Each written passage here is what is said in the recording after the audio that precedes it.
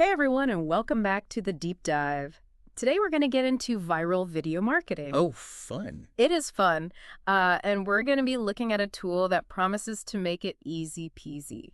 Okay. VideoValet, it's called. VideoValet. Yeah, and the source material we're looking at is definitely trying to sell us on this thing, but we're going to try to see past all that. Yeah, cut through the noise. Yeah, exactly. Cut through the noise and see if there are any good nuggets in here for you guys listening. Exactly. So right off the bat, the source material hits us with the stat that consumers are 85% more likely to buy something after watching a product video. 85%. 85%! That's huge! That's huge, yeah. I mean, it really speaks to the power of video, Yeah. doesn't it?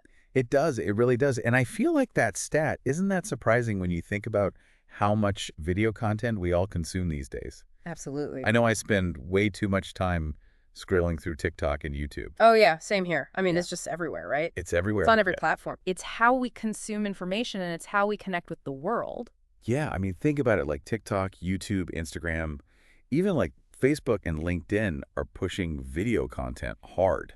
Oh, yeah. That's where the attention is, you know? They know that's what we want. Exactly. So for businesses and creators, it's like you've got to be there. Yeah, you kind of don't have a choice anymore. You can't ignore it. If you want to reach people, you need to be creating videos. Video is king, we've established that. But Yeah. actually making these videos, well, that's a whole other beast. Oh, tell me about it. Right? It can be so time-consuming. It is. You need some tech skills. You might need to buy expensive software or equipment. Exactly. And who has the time for all of that? Right, like everyone's already so busy. Exactly. And it can feel super overwhelming, you know, especially if you're not a tech person. Yeah. It can be a huge barrier to people. Totally. And that's why these done-for-you services are popping up everywhere. Like VideoValet. Yeah, exactly, like VideoValet. It's all about simplifying things, making it easier for people to create videos. Right, because in theory, anyone can make a video now. So theoretically, I could finally jump on the video bandwagon without having to become a tech whiz. That's the idea. And I'm curious, have you ever used any of those done-for-you services for anything else? Let me think. Like meal kits or anything like that? Oh yeah, meal kits, totally. What did you think? I loved them for a while. It was so convenient, but I did find that I missed the creativity of cooking from scratch sometimes. Yeah, that makes sense. How about you? Have you tried any? I've used those services that like write blog posts for you or social media captions. Oh, interesting. Sometimes they're good for like a starting point, Yeah. but I always end up rewriting them to like, you know, make them sound more like me. Like that personal touch. Right, exactly. So that makes me wonder about VideoValet and how much creative control you actually have. That's a great question. And it's the trade-off, right? Yeah. Like you're getting convenience, but are you sacrificing some of your own vision? Okay, so let's say I decide to give VideoValet a shot. Okay. What does this whole hands-off video creation process actually look like? So picture this. You give VideoValet a script, you know, just like the words you want in the video. Okay. Or even just a rough idea. Or like a link to a YouTube video you want to turn into like a shorter TikTok or Instagram video. They can do that. Yeah. And they handle everything else. What do you mean everything else? Like the visuals, the captions. They'll even do AI voiceovers and add music. Wow, so you don't even have to record your own voice. Exactly. It's all about like removing those barriers to entry. It's like magic.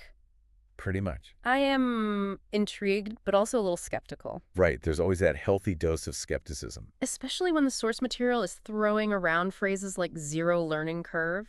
And optimize for all platforms. They make it sound so easy. But is it really that simple? Right? Like, could I really create a professional-looking video formatted for different platforms even though I have zero video editing skills? Well, that's what they're claiming. I guess we'll have to see. We will indeed. Okay, so let's dive into some of the strategies they recommend for maximizing the impact of your videos, whether you're using VideoValet or not. Sounds good. One thing they emphasize is leveraging trending content. Yeah. Trends are huge. But what does that actually mean in practice? Like, think about those sounds on TikTok that everyone's using. Oh, yeah. Or like a dance challenge or a meme format. Okay.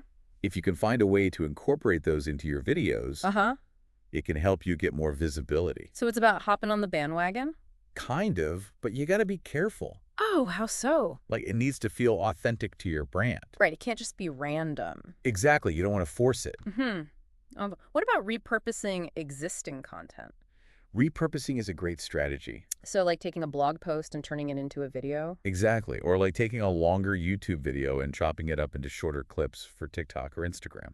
Why would you want to do that? Well, think about it. You've already created the content, right? Why not get more mileage out of it?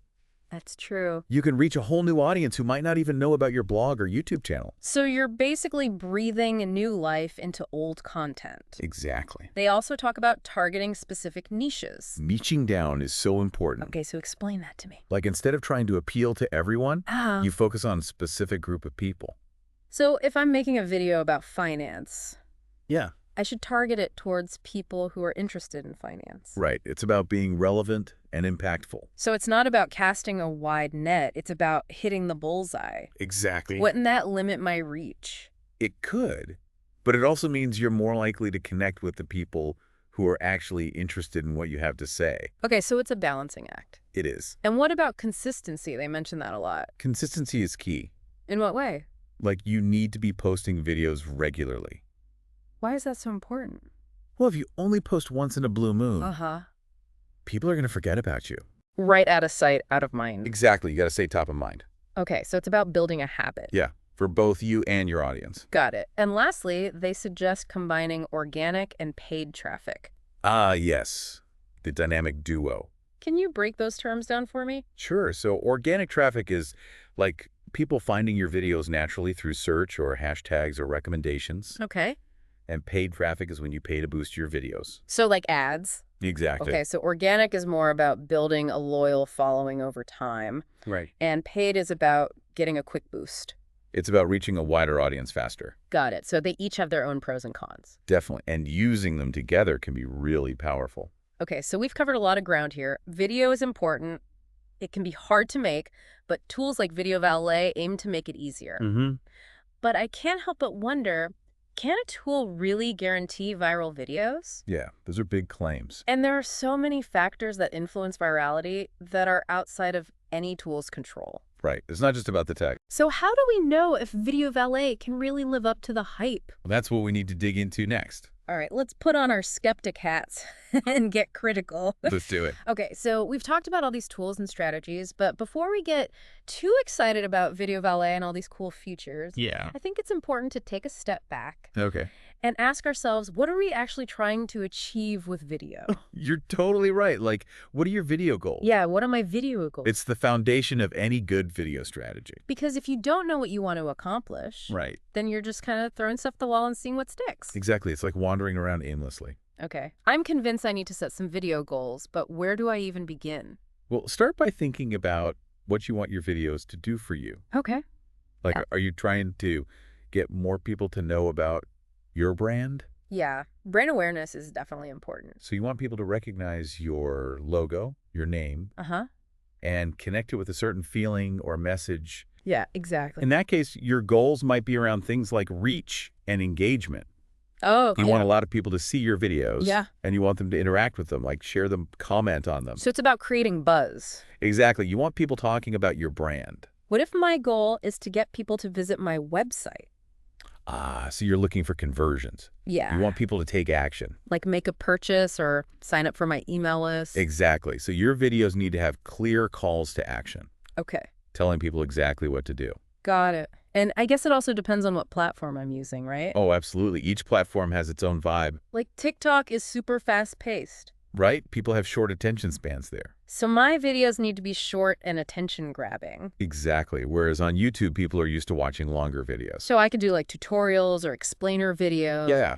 Or behind-the-scenes content. Wow, this is making me realize there's a lot more strategy to video marketing than I thought. It's not just about pointing a camera and pressing record. So we've defined our goals. We've thought about the platforms. Mm-hmm. Now, how do we decide what approach to take? Like DIY versus using a tool like VideoValet versus hiring someone. Yeah, exactly. Those are all options, right? They are, and it really comes down to a few things. Okay, like what? Your budget, your time, how comfortable you are with technology, and how much control you want. Okay, let's break that down. Right. Budget is probably the first thing most people think about. Yeah, for sure. So DIY is the cheapest option, right? It's usually the most budget-friendly. Because there are tons of free video editing tools out there. Exactly. You can get started with just your phone. But it does take time to learn how to use those tools. It does, and to actually create the videos. So if you're short on time, a tool like VideoValet might be more appealing. Right, it's all about convenience. But it does cost money. It does, and you have to weigh that against the benefits. And what about hiring someone? That gives you access to expertise. Like I could hire a video editor or an animator. Yeah, or a scriptwriter if you need help with that. But that's probably the most expensive option, right? It can be, but it also gives you the most flexibility. So there's no right or wrong answer. Nope, it depends on your situation. And you can always change your approach as you go. Totally. You might start with DIY and then realize you need more help. Okay, so it's all about finding the right balance. Exactly. But what if someone's listening to this and they're feeling overwhelmed? Like Yeah. they're excited about video marketing, but they have no idea where to start. My advice would be to start small. Okay. Don't try to do everything at once. Like baby steps. Exactly. Try making a few simple videos yourself using a free app. Just to get your feet wet. All right. See how you Yeah. feel about the process. And if you hate it, Then you can explore those other options. like VideoValet or hiring someone. Exactly. Yeah. There's no shame in asking for help. It's all about finding what works for you. And remember, it's a journey. Video marketing is constantly changing, so you got to stay curious and keep learning. Okay, I'm feeling inspired, but I'm also ready to see how this all works in the real world. Yeah. Let's look at some examples. You mentioned some successful campaigns earlier. I did. I'm curious to hear about those. Let's dive into those when we come back. Okay, so we've talked about the strategies and the tools and the whys of video marketing, Mm-hmm. but now I want to see some real-world examples. Yeah. Let's get practical. You mentioned some campaigns that you thought were really effective. I did. What were some of those? Well, one that really stands out to me is the BlendJet campaign. BlendJet. Oh, yeah, those portable blenders? Yeah, exactly. The Blend It Yourself campaign. I've seen those all over social media. Right, they're everywhere. What made that campaign so successful? Well, a few things. First of all, they tapped into a trend, Okay. like healthy living and convenience. Right. People are all about that these days. Exactly. And BlendJet showed how easy it is to make healthy smoothies and shakes on the go. Like, you can take it to the gym or on a hike. Yeah, or even just to work. It makes healthy choices seem so much easier. And more fun. Yeah, totally. They also encourage their customers to create their own videos. Oh, using a hashtag. Exactly. And that was genius Aye. because it created a ton of user-generated content. Oh, so it's like free marketing for them. Pretty much. And it's authentic. Yeah. People trust other people more than they trust brands. Totally. It's like social proof. Okay, so that's one example. What else? Another one that comes to mind is the GoPro $1 Million Challenge. $1 Million challenge. That sounds intense. They challenged their users to submit their best GoPro footage. Okay. And the winner would get a share of $1 million. $1 million. Wow. Yeah, they got tons of submissions. I bet. And the footage was incredible. Like, people were pushing the limits of what was possible with these cameras. It's amazing what people can do with GoPros. It is, but beyond the footage, the campaign was successful because it created a community. Yeah. Like, people were excited to participate and share their work. And it gave GoPro a ton of content to use. Exactly. It was a win-win. So these are two very different campaigns, but they both had some things in common. Yeah, what do you notice? Well, they both tapped into trends. They both encouraged user-generated content. Mm-hmm. And they both had really strong visuals. Well, of course, it's video. But I think there's something else, too. What's that? They both told stories. You're right. It wasn't just about showing off the product. It was about connecting with people on an emotional level. Yeah, making them feel something. Exactly. So it's not just about creating videos. Right. It's about creating experiences. Well said.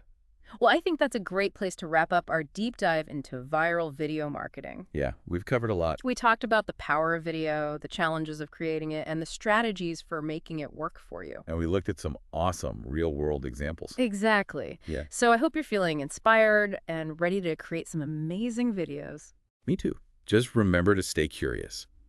Keep learning. And don't be afraid to try new things. That's great advice. And on that note, we'll wrap up this episode of The Deep Dive. Thanks for listening, everyone. Until next time, keep exploring, keep creating, and keep diving deep.